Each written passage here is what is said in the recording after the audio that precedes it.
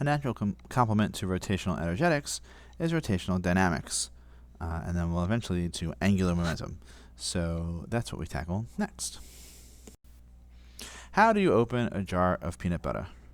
On one hand, it's a pretty simple question. You twist the cap by applying some force. But it doesn't entirely answer the question. A force accelerates the jar along a line. Of course, you'd probably apply a counterforce to keep it in place. But we need mechanisms to connect that linear force to the twisting motion, a way to move from linear to angular motion.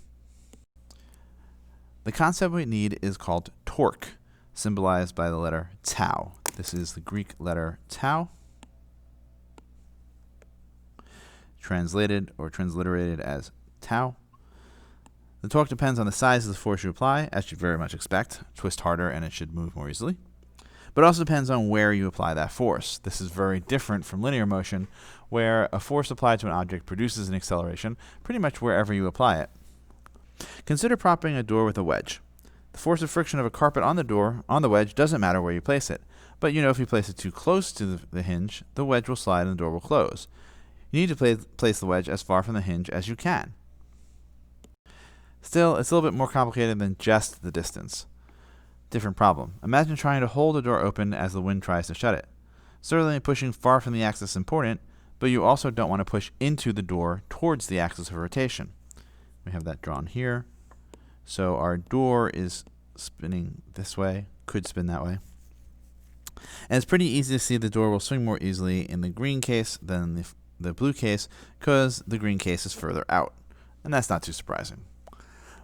But we also have that the red case is twice as far out. In fact, it's exactly as far as the green, but it doesn't open the door at all. It doesn't move it open or closed.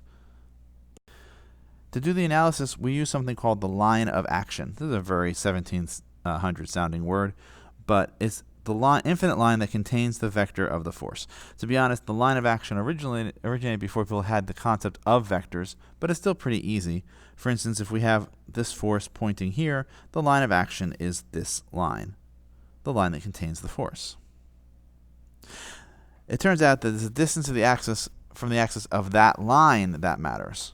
Right? So that term, the perpendicular distance from the axis to the line of action, that's called the moment arm, another 18th century word, and is usually symbolized with r sub perpendicular.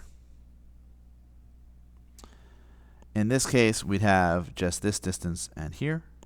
But in the case where we're pushing in, the line of action passed through the origin, through the axis, and therefore r perpendicular is 0.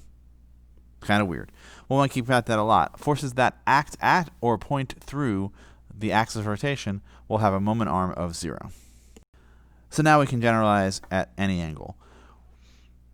All right, that we have a line of action here for this force if we're pointing at some angle, and it points like this. And the moment arm is perpendicular to that line. And it will turn out that the torque is the moment arm times the force. Right? So it's kind of like how far the force is, but not really how far the force is, but how far it is from the line of action. We can see that torque is measured in terms of Newton meters, right? A meter times a Newton, or a Newton times a meter. But no one ever writes that as joules, even though algebraically a Newton meter is a joule.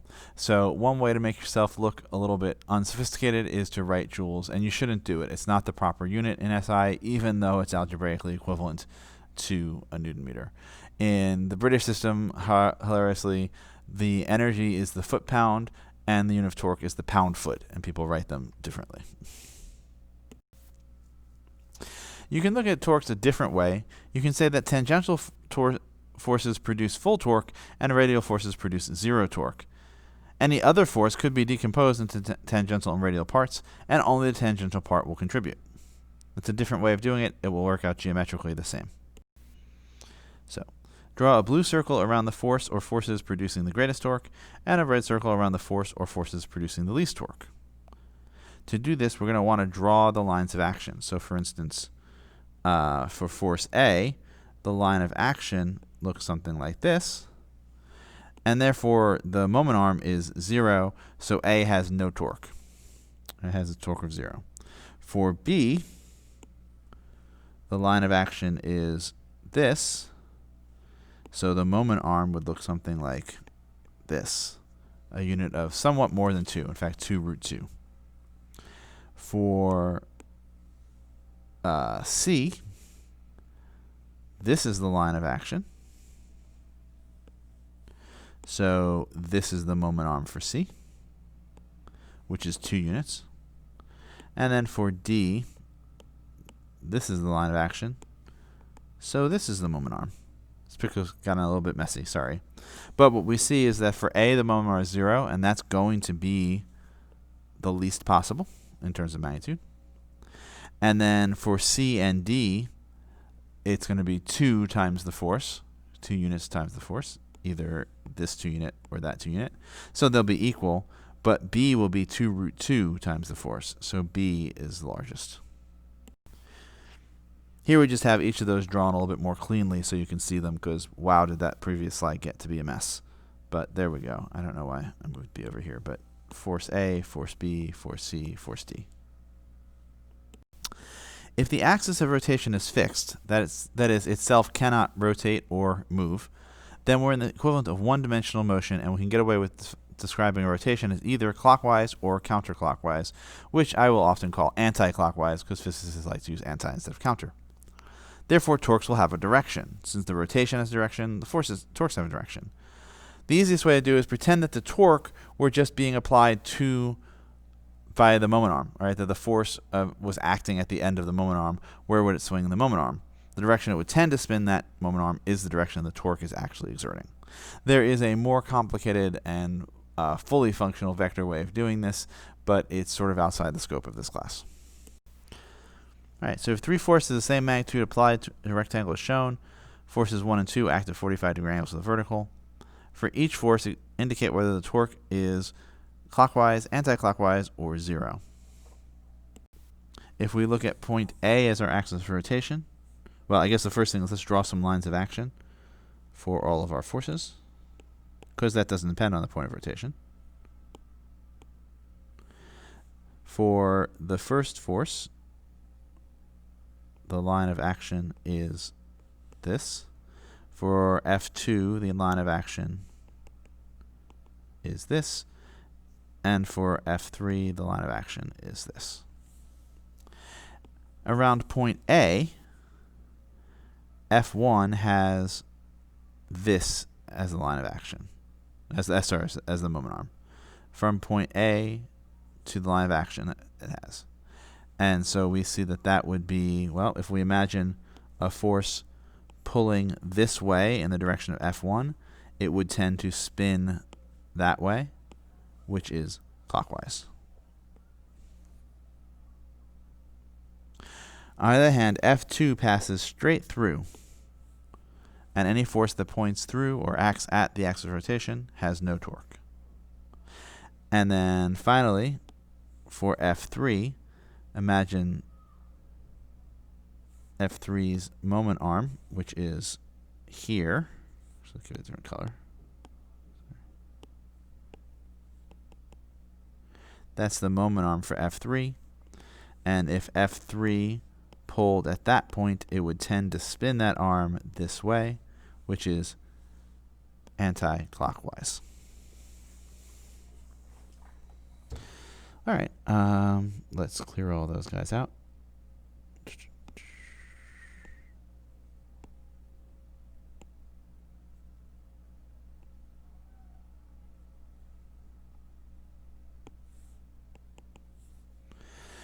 Around point B, which is this,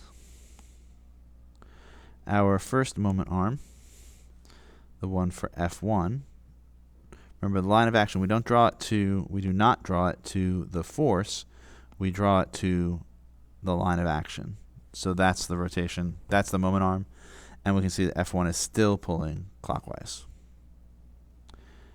If we look at F2, F2 has that moment arm right here. And we can see that if we applied F2 here, it would tend to spin it anti-clockwise. And then F3 passes through, so no torque. And then if we look here very quickly, point C is kind of weird because the moment arm for F1 is 0, the moment arm for F2 is 0, and the moment arm for F3 is 0.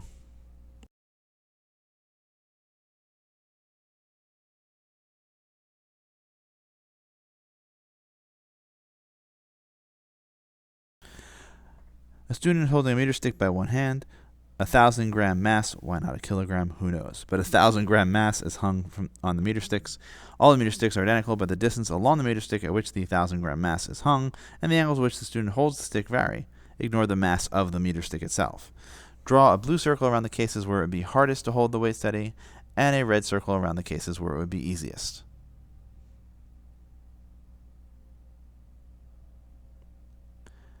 Now the thing is that the mass is going to be exerting a torque on the meter stick, and the student will have to exert a counter torque to keep it steady. So we're really asking here, what are the torques exerted by the hanging mass? So our line of action is always going to be vertical.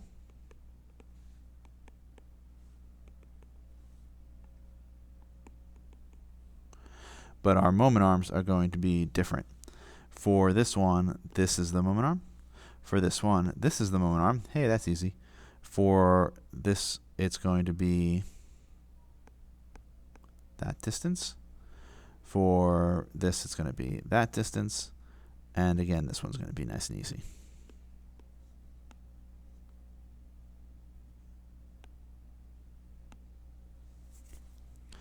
So what do we see? Well, certainly since the force is the same, the greatest moment arm is going to give us the greatest torque.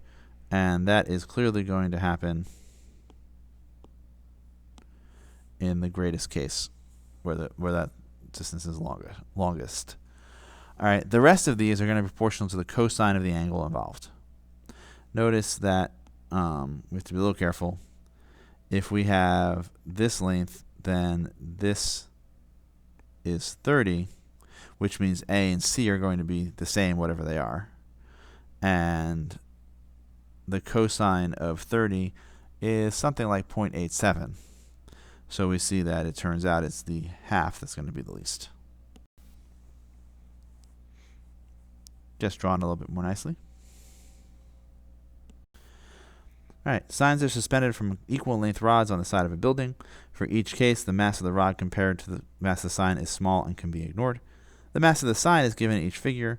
In B and D, the rod is horizontal. In the other cases, the angle the rod makes with the vertical is given.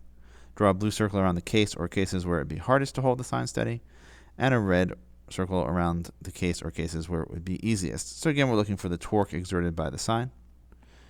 And life is nice in that, again, the line of action is going to be vertical.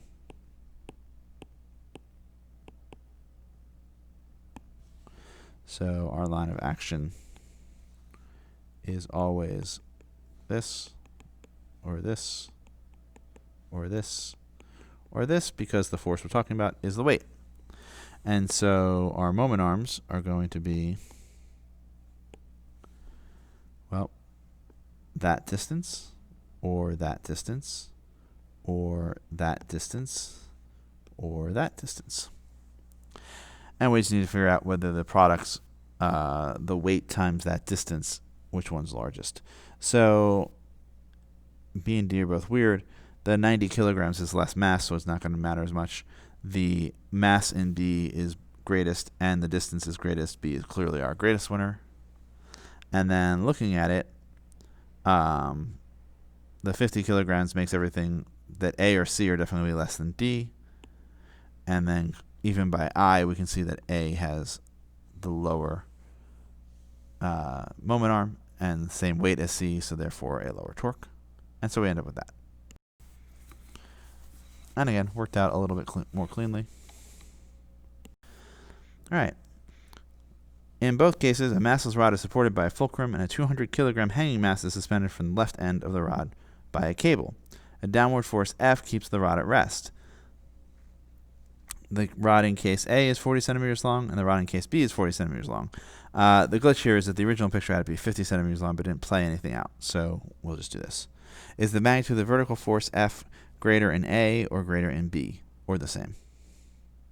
So A is relatively easy to see. We have 200 times 1 equals F times 3. So F is 1/3 of 200. Right? Where we're just setting the torques equal so there's no rotation. Over here, we're going to have some distance, and it's not going to be the 10 centimeters anymore. But in each case, the line of action is vertical.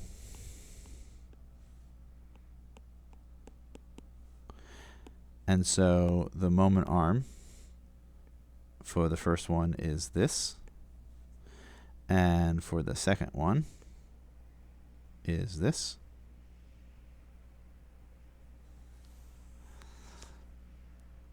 And it should be pretty obvious that it's still 3-to-1. And therefore the force is still 1/3 as much.